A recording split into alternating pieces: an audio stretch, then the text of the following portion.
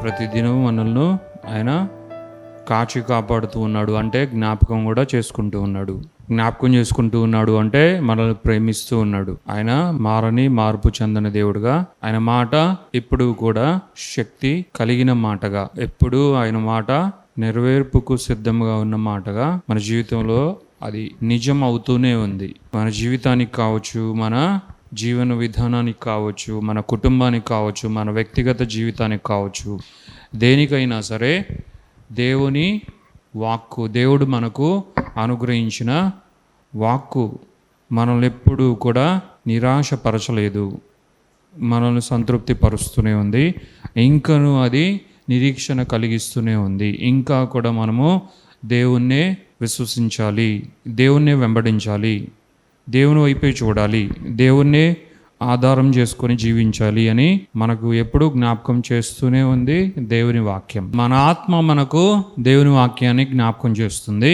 అయితే దేవుని వాక్యం కూడా మనం ఏంటో, మనం ఎలా ఉండాలో, మనం ఎలా జీవించాలో, దేవుని ఎలా హత్తుకుని ఆనుకొని ఉండాలో మనకు నేర్పిస్తూనే ఉంటుంది, మనకు చూపిస్తూనే ఉంటుంది. కాబట్టి దేవుని వాక్యాన్ని పెడచవినా పెట్టకూడదు. దేవుని వాక్యాన్ని మనము హై థింగ్ గా చూడాలి. హైయెస్ట్ ప్రయారిటీలో దేవుని వాక్యాన్ని పెట్టాలి.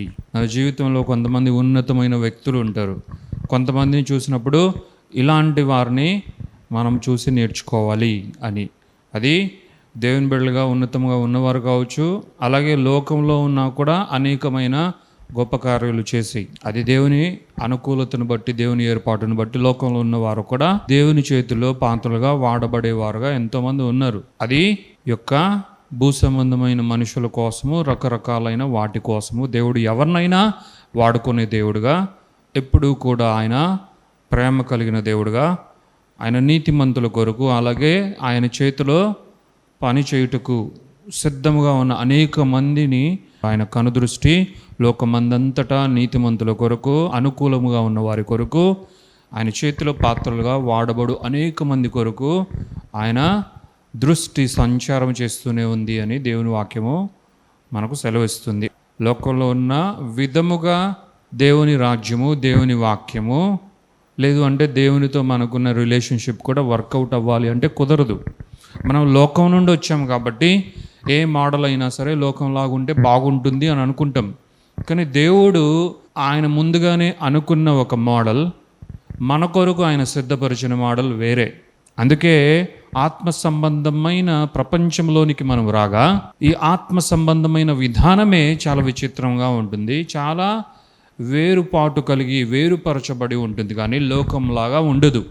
లోకంలో ప్రతిదీ క్యాజువల్గా ఉంటుంది. లోకంలో ప్రతిదీ చాలా సులువుగా ఉన్నట్లు, అంటే మన ప్రయాణము, మన ప్రస్థానం అక్కడ భౌతికముగా ప్రారంభమైంది కాబట్టి లోకంలో చాలా అన్ని అనుకూలంగా ఉన్నట్లుగా అనిపిస్తుంది. ఎందుకంటే అది శరీరానుసారమైన యాత్ర కాబట్టి, శరీరానుసారమైన ఒక జీవన విధానము కాబట్టి, అది మనకు మన శరీరానికి, మన శరీరానుసారమైన ఆలోచనలకు అనుగుణముగా ఉండేటువంటిదిగా ఉండొచ్చు. కానీ దానినే దేవుని రాజ్యంలోకి మనము వచ్చిన తర్వాత ఎక్స్పెక్ట్ చేయకూడదు. దేవుని రాజ్యంలోకి వచ్చిన తర్వాత దేవుడు ఏ మోడల్ని కలిగి ఉన్నాడో అది మన జీవితం కొరకు కావచ్చు, ఆయన మనతో పెనవేసిన సంబంధ బాంధవ్యం కోసం కావచ్చు, ఆయన మనల్ని ఏది ఇచ్చి ముందుకు నడిపించాలనుకుంటున్నాడో దాని విషయంలో కావచ్చు, ఏది దేవుడు పెట్టాడో దానిని మనము అబ్జార్బ్ చేసుకోవడానికి మనల్ని మనం సిద్ధపరచుకోవాలి. హల్లెలూయా. మనం గ్రహించాలి దేవుని జీవ గ్రంథమైన వాక్కు అన్నదాన్ని దేవుడు ఎందుకు అనుగ్రహించాడు అంటే ఆ వాక్యమే సర్వస్వమయ్యింది కాబట్టి, వాక్యమే సర్వ పరిపూర్ణతను కలిగి ఉన్నది కాబట్టి, వాక్యము అన్న దానినే ప్రతి దానికి దేవుడు బేస్గా చేశాడు అన్నది దేవుని బిడ్డలైన ప్రతి ఒక్కరూ తెలుసుకోవలసిన అవసరం ఉంది. హల్లెలూయా. ఇది లోకంలో ఉన్న వారికి లోకంలో ఉన్న అనేకమైన మార్గాలు, లోకంలో ఉన్న అనేకమైన మోడల్స్ ఉన్నాయేమో. అందుకే కదా దేవుని వాక్యం ఏం సెలవిస్తుంది? విశాలముగా ఉండు మార్గం ఒకటి ఉంది, విశాలమైన ద్వారము కలిగిన విశాలమైన మార్గం ఉంది, అది అనేకులు నడిచే మార్గం. ఎందుకంటే అందులోనే మీనింగ్ ఉంది. విశాలముగా ఉన్నది ఎవరైనా ఎంచుకుంటారా? ఇరుకుగా ఉన్నది ఎవరైనా ఎంచుకుంటారా? విశాలముగా ఉన్న ద్వారము కావాలని కోరుకుంటారా? ఎవరైనా ఇంతే గ్యాప్ ఉన్న ఒక ఇంట్లోకి దూరి దూరి దూరి వెళ్ళాలనుకుంటారా? అందుకే కదా ఒకప్పుడు చాలా చిన్న డోర్స్ ఉన్నవి. ఈ రోజుల్లో మోడర్న్ హౌసెస్కి, మోడర్న్ విల్లాస్కి, మోడర్న్ రెసిడెన్షియల్ ఫెసిలిటీస్కి అందరూ దాదాపు ఒక 4 feet విడ్త్ కలిగిన డోర్స్ కానీ, 5 feet కానీ, 6 feet కలిగిన ఒక స్పేషియస్ ఎంట్రన్స్ కలిగిన డోర్ కానీ ఇలాంటివన్నీ ఎందుకు పెట్టుకుంటున్నారు? విశాలం అన్నది మనిషి యొక్క బుద్ధిలో ఆల్రెడీ ఉంది. విశాలం అన్నది ప్రతి ఒక్కరూ సహజ సిద్ధముగా కోరుకునేదే.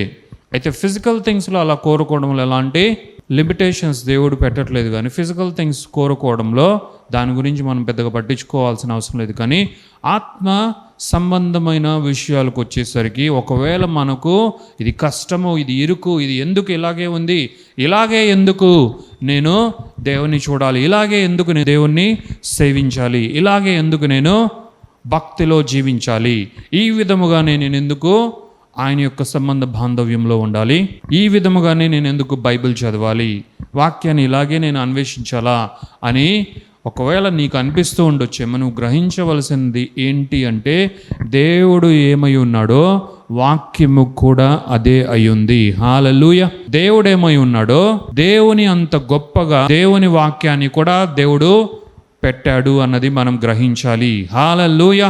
దేవుడంత గొప్పగా దేవుని వాక్యం ఉంది, దేవుడంత ఉన్నతముగా దేవుని వాక్యం కూడా ఉంది. కాబట్టి దేవుడు వాక్యాన్ని మనకు సంచకరువుగా అనుగ్రహించాడు. దేవుని వాక్యాన్ని దేవుడు మనకు ఆయువుగా అనుగ్రహించాడు.